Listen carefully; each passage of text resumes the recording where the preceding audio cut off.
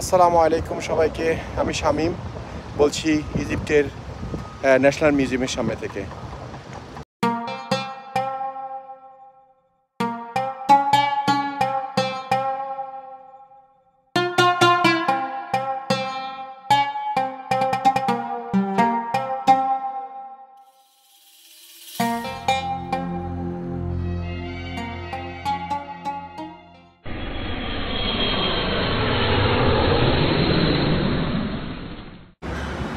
আসসালামু আলাইকুম সবাইকে, গুড মর্নিং, শুভ সকাল। আজকে আমাদের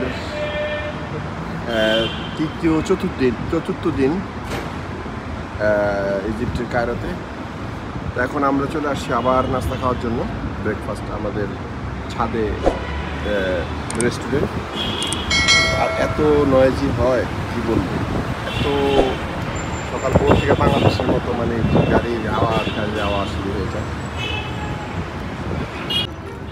এটা আজকে আমার ব্রেকফাস্ট, এই যে উইংস, মানে ইজিপশিয়ান ব্রেকফাস্ট, জানি না কী কী দিছে, কিন্তু খাইতে মজাই লাগে, খারাপ না। আর এখানে কিছু ব্রেড আছে, ওদের ব্রেড। এটা আমার পিকচার। প্রতিদিনের মতো বেরিয়ে পড়লাম আজকে আরেকটি জায়গায়, আজকে যাবো ফেরাউনের মমি দেখতে। তো আমাদের হোটেল থেকে নামার সাথে সাথে দেখলাম এই যে রাস্তায় বসে বসে রুটি বিক্রি করতেছে। রুটি, এই দেখেন রুটি প্যাকেট করে বিক্রি করে। এই জায়গায় না, প্রায় জায়গায় দেখছি যে দেখেন কাঠ দিয়ে খুব সুন্দর করে ফোলা রুটি বিক্রি করতেছে লোক। আর প্রচণ্ড গরিব লোক আছে এই দেশে।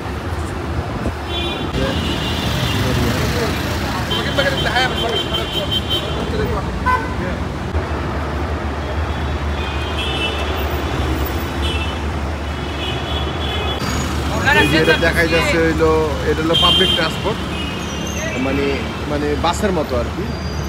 আমাদের দেশে যেমন টেম্পুর মতো। যা একটা দেখা যাইতেছে এই যে মানুষ দিনের ভিত্তি করে নিয়ে যায়, বাস আর কি।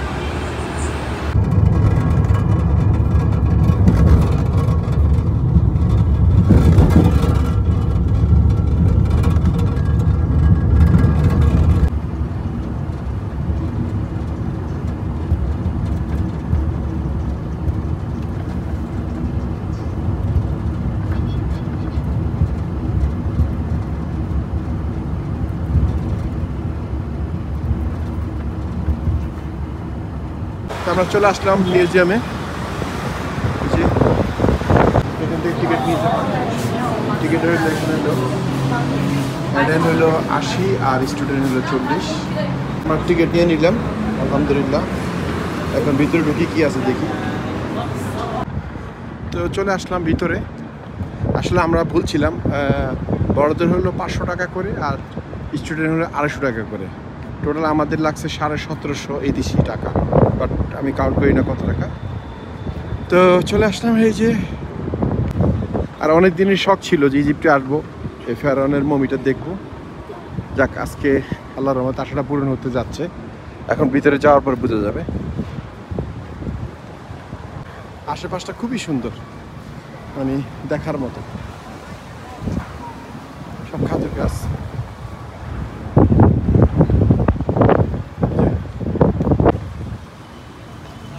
চলো আমরা ঢুকি। মনে হয় খুব ইম্পর্টেন্ট কোনো লোক আছে, সে কারণে ঢুকতেছে। তো আমরা ভিতরে চলে আসলাম। ভিতরে কি আছে, ভিতরে ঢুকছি। ভিতরে ঢোকার পরিবেশটা খুবই সুন্দর।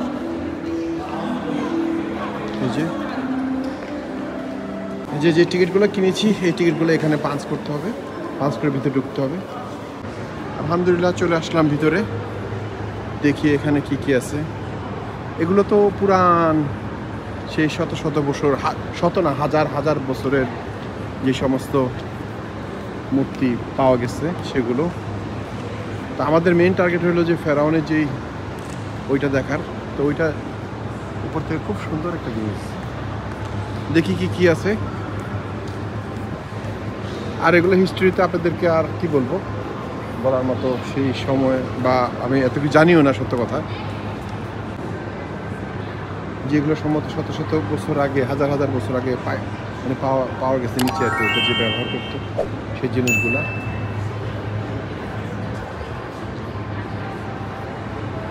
যে বাটি, আমি বুঝি না তারা কিভাবে আগে কাঠের জিনিস তৈরি করতো। আর এদের এটা মানে ওদের যেই আগে মানে ঘরগুলো ছিল সেরকম আর কি। এই যে তখনকার আমলের এই যে কোরআন শরীফ ছিল, এই যে চাবি, চাবি। Arham, look, this is key. This is key. It's big key, yeah? কোরআন শরীফের যে কাপড় সম্ভবত এটা, আমি জানি না সম্ভবত এটা কিছু হবে।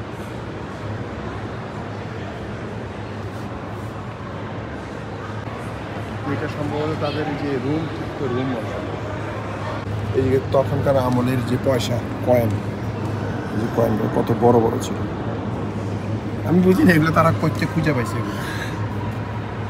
তখনকার আমলের আরো কিছু লেখা আছে।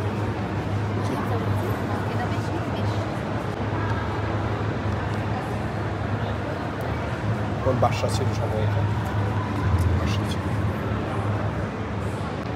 এই তখনকার আমলে যে মেয়েরা মানে কীভাবে চলতো, তাদের কিছু কি ড্রেস আপ ছিল, ড্রেস আপ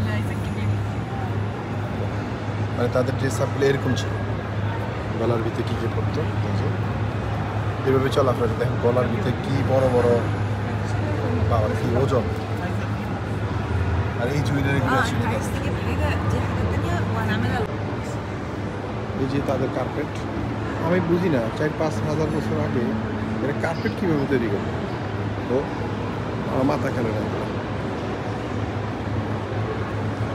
এই যে এখানে খুব সুন্দর সুন্দর তার ল্যাম্পলাইট, মানে এই জিনিসগুলো কি মানে তারা পরে পাইছে আর কি, পাইছেন যে মাটির তলে পাওয়া গেছে, বিভিন্ন জায়গায় রাখা ছিল, এগুলো পাইছে আর কি। ওই জিনিসগুলোই আইনা এখন আমাদেরকে দেখাইতেছে আর কি, বিভিন্ন পাথর, বিভিন্ন মূর্তি, যে ধরনের দরজা ছিল ওদের, সব লেখা আছে অবশ্য, কিন্তু যে তার পড়া সম্ভব না, আমাদের সম্ভব না বলতে সময় নেই, এত লেখা সময় নেই।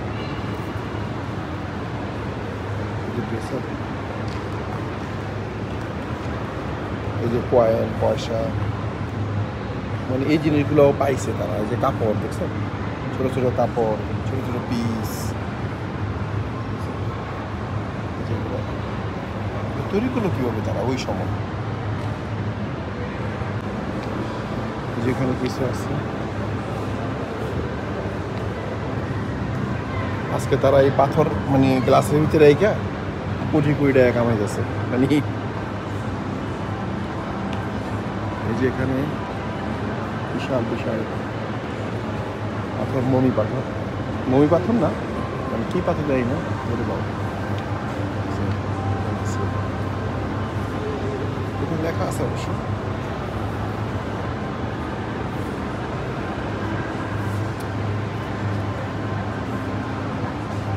একটা জিনিস যেখানে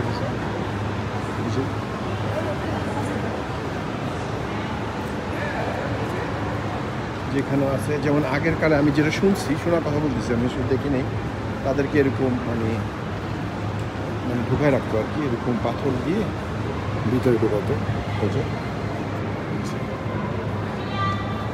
ওদের দাঁড়িয়ে থাকতে কি আমি বুঝতেছি না।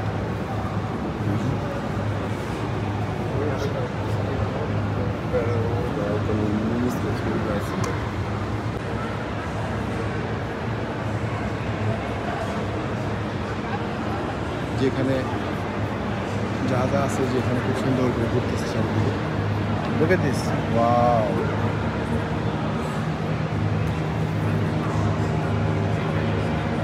at this.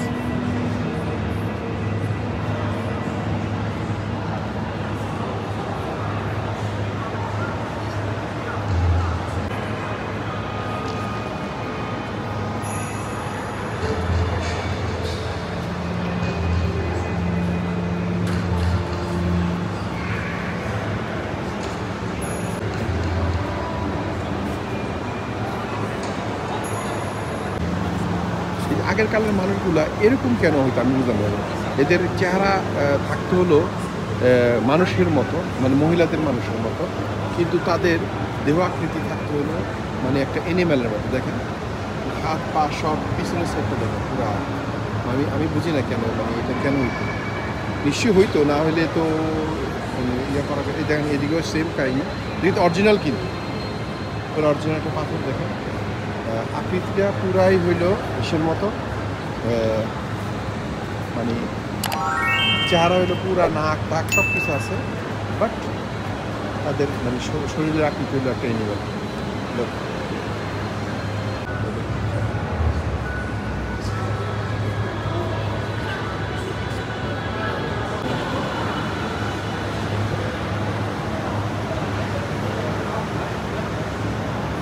বন্ধুরা ভিডিওটা অনেক বড় হবে, সব কিছু দেখাতে গেলে ভিডিওটা অনেক বড় হয়ে যাবে, ধৈর্য সহকারে দেখবেন।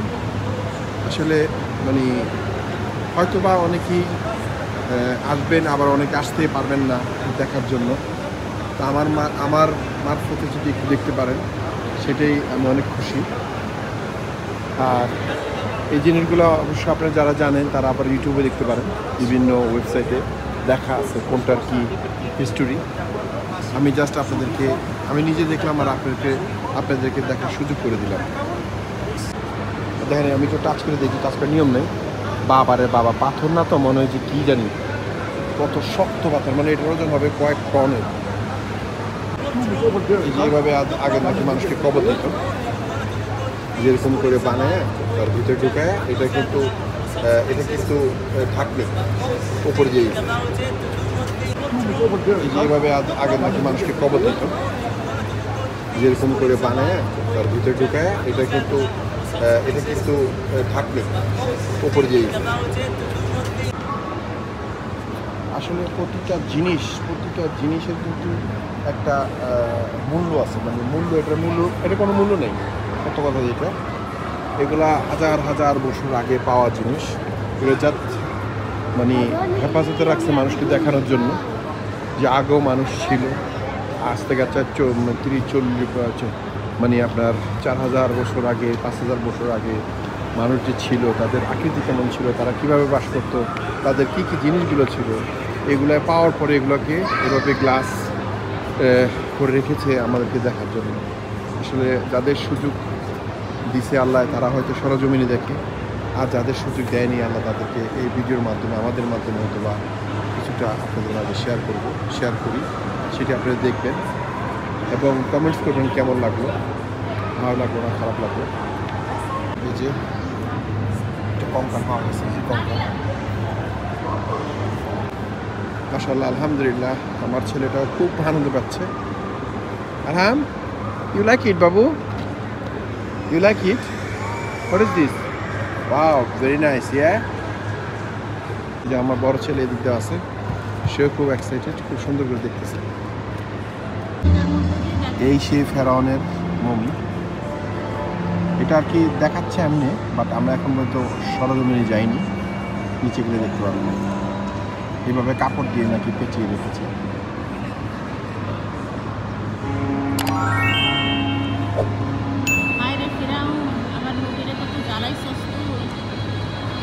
এমন মানুষ যে করে আমরা এখন ভিজিট করতে আসছি, কি দিয়ে গেলি দুনিয়ারে ফেরাউন? বল, ওরা জীবিত রেখেছে, কবরও দেয় না। হ্যাঁ, তোর কবরও দেয় নাই, তোর দুটো ডিল ছুড়ে যাবো আমরাও, বুঝলি ফেরাউন? এই যেখানে সব মমি জীবিত, মমি দিয়ে রাখছে, রয়্যাল মমি যেটা লেখা। এটা হলো উপর থেকে নিচে আন্ডারগ্রাউন্ডে। এখন যাচ্ছি সেখানে, দেখি কি আছে।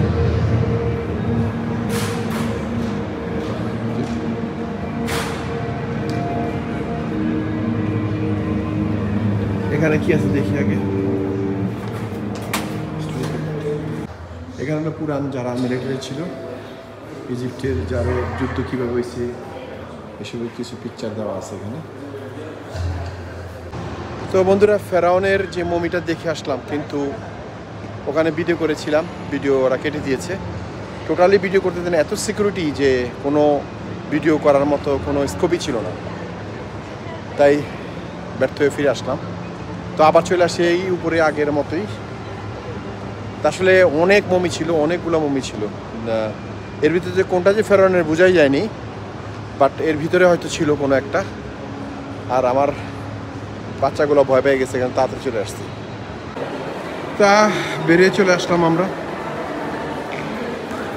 খুব ভালো লাগলো, বাট আমার এই যে ছোটো মেয়ে একটু ভয় পেয়েছে, সে আমার হাত ধরেছিল কন্টিনিউ যখন ওই রিয়েল মুভিতে গিয়েছিলাম। We need to go downstairs. We need to go downstairs. না baby. We need to go downstairs. তো আলহামদুলিল্লাহ শেষ হয়ে গেল আমাদের ভিজিট, সব কিছু শেষ। ব্রিটিশ মিউজিয়ামের ফেরাউনের মমি সব কমপ্লিট। তো বের হয়ে গেলাম। তো ভিডিওটি ভালো লাগলে অবশ্যই লাইক কমেন্ট সাবস্ক্রাইব শেয়ার করে দেবেন, আর কেমন লাগছে অবশ্যই বলবেন আমাকে। তো ভালো থাকেন, সুস্থ থাকেন, সুন্দর থাকেন এবং আমার জন্য দোয়া করবেন। আসসালামু আলাইকুম।